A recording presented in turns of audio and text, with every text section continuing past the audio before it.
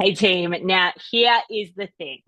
If your business operating system, if your playbook is hard to search, it will not get used.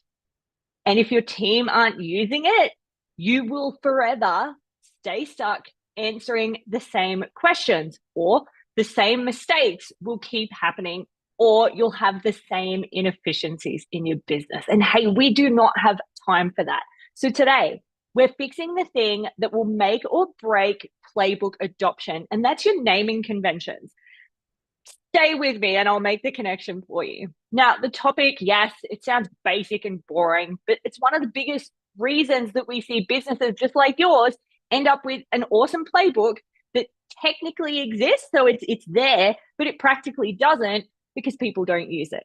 And if your team can't find what they need to find in 10 seconds or less, they will do what humans always do, and they will go back to the source of truth that they know will give them an answer, and that's asking you. So today, I am officially retiring you from being the human search engine in your business. Now, we see really common problems with most naming systems. So don't feel bad. This is where we see most commonalities out in the wild when we're working with a client. So first and foremost, they're too vague. Okay. They're too vague. So it doesn't mean anything to me. The second thing is they're too inconsistent. And the third thing is it's too personal. So something like final underscore updated version 3.0, right? We've all got files on our computer like that, right?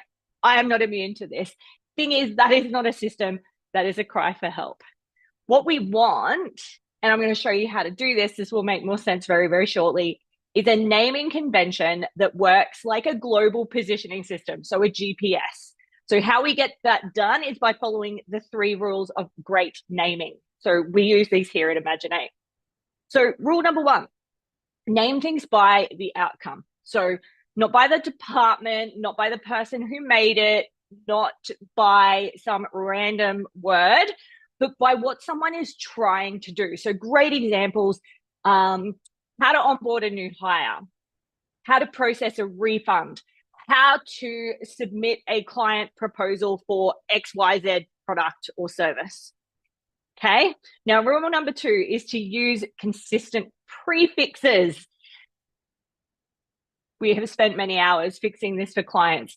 This is what makes search powerful and keeps everything tidy. So I should know in my playbook that an SOP starts with how to XYZ. Then your policies should have the same naming convention, role descriptions, processes, templates, checklists should have the same naming conventions. And that means everything is grouped automatically. Now, rule number 3, keep it simple, keep it human. If a title needs a paragraph to explain it, it is too complex, okay? The goal is to be clear, not clever. Do what it says on the box, as we like to say. So let's talk examples now. Just dream with me for a second. Here's what I want you to imagine. So your team opens the playbook and types refund into the search bar. Now, the results might say SOP, how to process a refund, policy, refund policy, template, refund request email, checklist, refund processing checklist. Oh my goodness, literally every single resource they could need pertaining to a refund. That is a win, my friends. That is what great looks like in terms of a playbook. So what are we going to get done today? Here's your action step.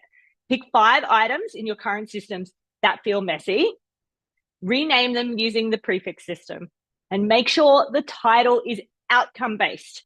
And team, if you do nothing else, do this one thing: stop naming documents based on what makes sense to you or what feels great at the time.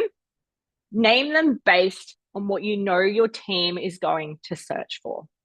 Now, in the next video, we're going to dive into the fastest way to pull knowledge out of your brain and into the playbook without you overthinking it. Thanks for tuning in, and we will